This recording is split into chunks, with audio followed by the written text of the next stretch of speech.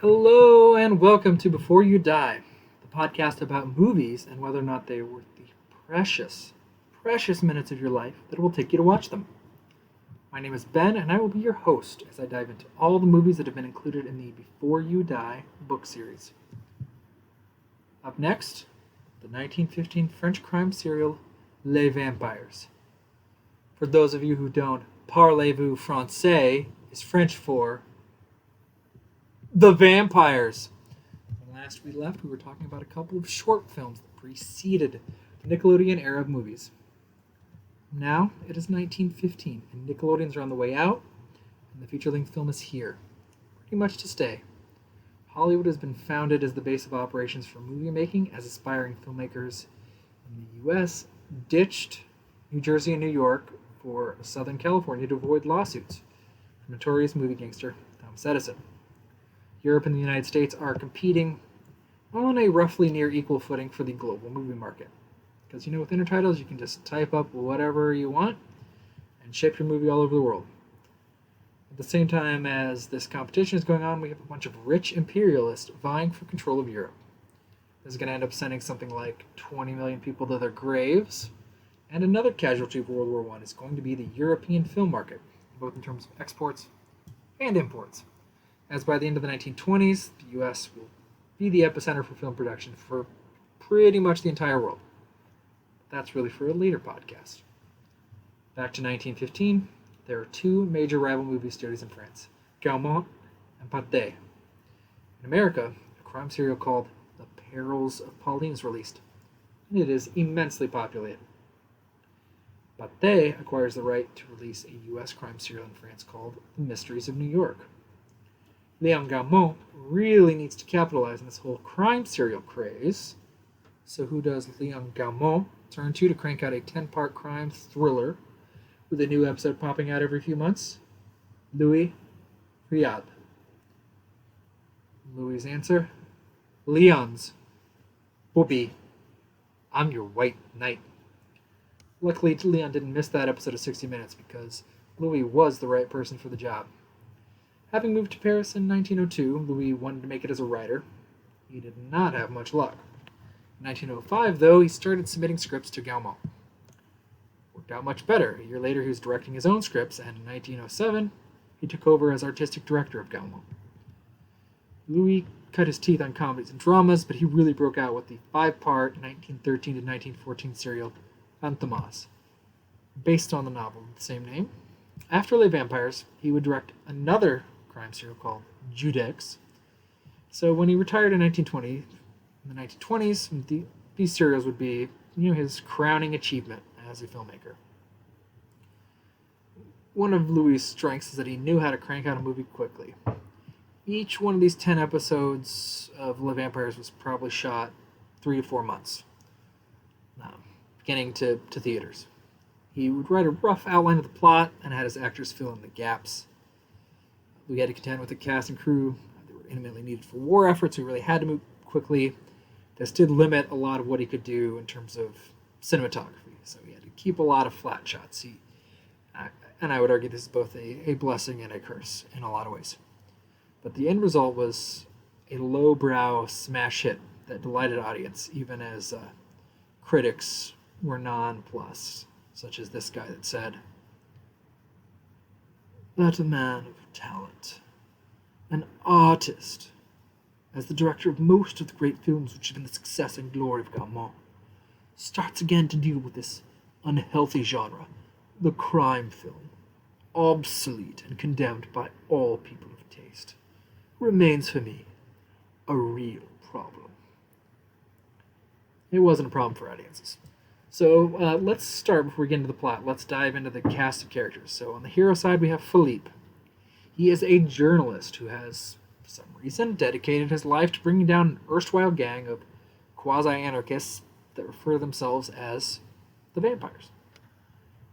Also, we have Oscar Claude Mazamet, who starts out working for the Vampires, but quickly has a change of heart and spends most of the series as Philippe's sidekick.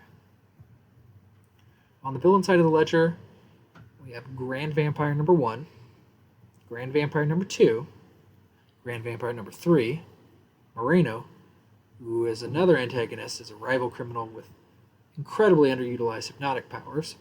And last, but certainly not least, we have Irma Vep herself. So let's tackle the 7-hour monstrosity. Episode 1. The Severed Head. Philippe receives a lead that a cop was found headless in a swamp. Why is that relevant? The headless cop had previously been in charge of investigating the vampires. Philippe sniffs around for a judge for some intel, but no dice, baby. He decides to crash at his buddy Dr. Knox's house. Philippe tries to talk to Dr. Knox about the vampires, but Dr. Knox says, bad news. Stay away. Now shut up, I gotta sell this house to this rich American lady. The next day, the rich American lady's expensive jewelry is gone, and Philippe is blamed. Now, of course, this is all a misunderstanding. Philippe politely explains to the cops what really happened. They believe him, and temporarily at least, lock up Dr. Knox and the rich American lady. They drive to Dr. Knox's house, where there is a box waiting for them. What's in the box? The severed head of that cop that was investigating the vampires. That's what's in the box. They go back to the police station. The cops are ready to confront Dr. Knox and rich American lady. Only rich American lady is dead, and Dr. Knox is missing. Well, luckily, we have a note, which was left to remove any mystery or investigative work needed. I killed Dr. Knox and stole his identity. Stay away from the vampires. P.S. I'm the great vampire. Hey, Louis. We're calling him the great vampire, right? No. I told you we're going with Grand. It's got to be Grand Vampire. Please tell me you put Grand in there. Oh yeah. Definitely says Grand. Definitely Grand Vampire. I was just thinking, great sounds pretty good. I kind of like it. But just brainstorm. But definitely says Grand. It's Grand all the way through. Never once says great. Episode 2. The ring that kills.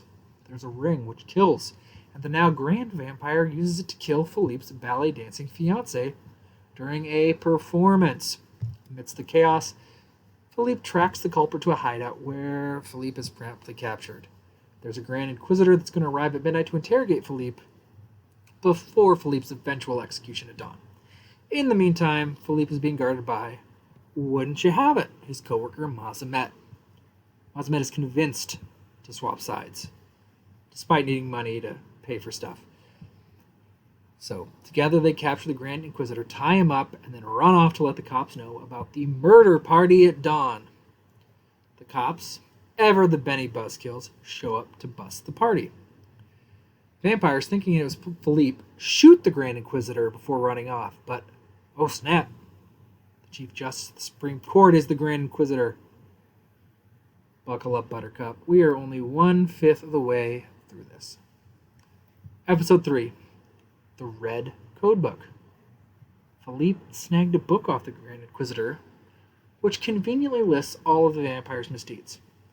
Inconveniently, everything in it is written in code.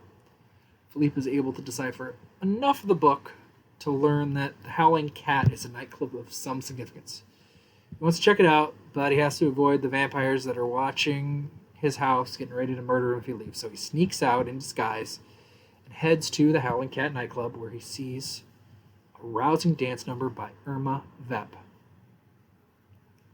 Wait a minute. Irma Vep? That's an anagram for vampire. Oh my god! So Philippe knows Irma Vep is a vampire, which is information that comes very much in handy when Irma subs in as his housekeeper in an attempt to reclaim the Red Codebook and murder Philippe. We do have a rather fun game of cat and mouse, which involves a mirror, poison, and a gun with blanks loaded in it. This ends with everybody alive in the Red Codebook in Philippe's possession.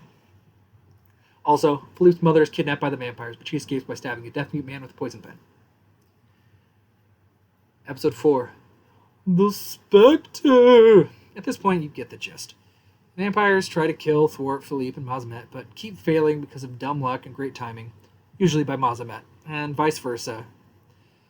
We We get Moreno showing up. He's a rival gangster with unexplained hypnotic powers, but he uses that to force Irma Vep to kill the first Grand Vampire, and he turns Irma Vep into his girlfriend or sex slave or whatever. They say they're in love, but it's like brainwashing. It's going to turn out that Satanus is the real Grand Vampire, and the other was a second in command. Irma Vep's going to end up in prison. Morena's going to die in an execute between episodes, I think, 6 and 7. Satanus himself is going to die because he eats a cyanide letter to avoid a life sentence after he's arrested, but he is able to free Irma Vep from prison before he dies.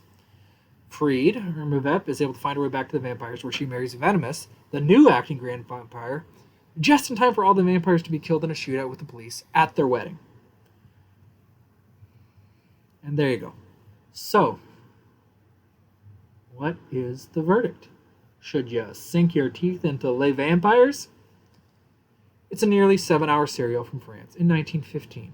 So, no. You should not watch it before you die.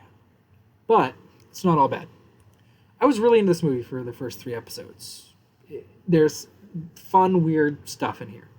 It draws out tension in some really subtle, interesting ways. And it's a fun concept, at least conceptually. So probably my favorite moment is in episode 3. We see Philippe knows Irma Vep is pretending to be his housekeeper. And he, for his part, he's at his desk pretending to read the code book and pretends to sleep.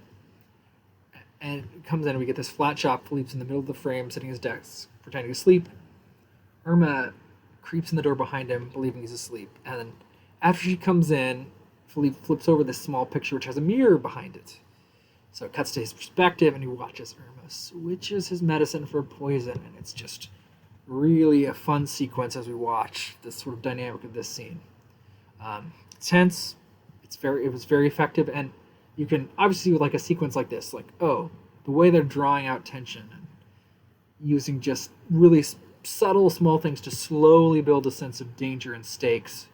That's stuff Alfred Hitchcock was watching and inspired by. Like, no doubt, he saw this stuff. He was like, oh man, that's really, really exciting. And yet, those scenes get washed out like, completely in a narrative that is way too massive and way too slipshod for its own good. That code book, it is gone after the 3rd episode. It never matters again. We never hear of it again. It's useless. And really, that's kind of everything in the movie. Everything feels like a throwaway, and then it has to end when it ends. We get a series of like melodramatic, inconsequential journalist versus anarchist kind of interludes. They're strung together by, okay, the economic need, we need 10 episodes, so we've just got to keep having stuff happen and keep this train rolling. It's not really a coherent narrative. Clearly it was not conceived as a coherent narrative. It's just cranked out on the fly. I mean, on its own, each episode's kind of tawdry, sensational, kind of fun. There's costumes and crazy, weird spy stuff that I'm sure Fritz Lang loved. And it's, again, fun in isolation. But when you watch them in relative succession, it becomes this, like, dull avalanche of silly but boring things. The characters are props or functions in the needs of the plot, or both really, but they don't exist as fully rounded characters. And this is by no means a deal breaker. I don't always need in-depth characters in a movie, but it's certainly not a deal breaker. But something this long, you really need more depth and connection with what is happening to pull you through 7 hours. We meet and lose Philippe's fiance in this same second episode. Who cares? It doesn't matter. The villains, there's no real antagonists. They don't ever meet. It's not exciting. We don't know their motivation, and none of them stick around or really you care about. And then, of course, Philippe is himself just a boring do-good dude. Now, the problem, we have long takes of silent era pantomime, like long takes. They go on way too long. It was like, find myself, okay, I've seen 20 seconds of this. I get this scene. Now just give me an intertitle or cut to something else. And it doesn't. And we're going to talk more about acting in the silent film era as we plod along here in the silent film era. But suffice it to say, I find it overstated and goofy. There's a lot about old movies I've adapted to and love. Black and white, great. That is not a deal breaker at all. I love black and white. It's great. But silent era film acting is just something I have never been able to get into or adjust to. And it's inherently kind of awkward and silly. So you combine that with the narrative in which there doesn't feel to be any consequences, and it's just like listless and tedious. It's like, oh god, what a chore. And it's a bummer because at one point we just remember being totally nonplussed because we get a sequence in which it's a man who pretends to be impersonates a priest because he wants to smuggle in a cannon into a building so he can blow up a prison ship in the off chance that Vep will survive and escape. I mean, this is objectively cool. That's just like that's cool. That's fun.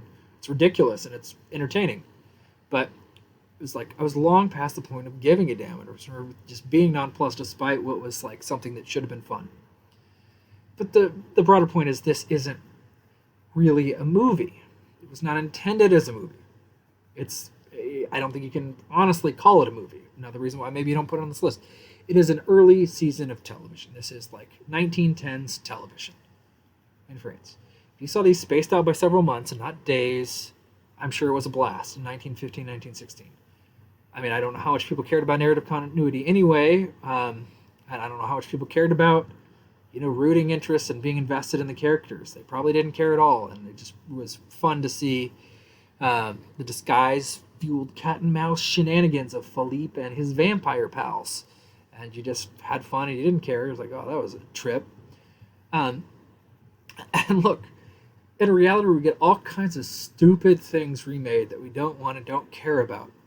I would absolutely love to see a modern update of Les Vampires. I mean, it's in the public domain. This would be a lot of fun. You could update this and make it a really, really, really fun Netflix, Hulu show, whatever. I mean, it would be a blast. If I were a producer who had any kind of weight, I would throw some money into making that a reality. But I don't. And really, that's the thing. We don't have a remake to watch. Instead, we're stuck with an almost 7-hour silent film from France, circa 1915. I'm glad it inspired Fritz Lang and Alfred Hitchcock. I really am glad, because those dudes made some movies that I really love. But to watch a 7-hour silent film from France, circa 1915, man, you would have to be one pathetic loser. Up next, The Birth of a Nation. Bye-bye now.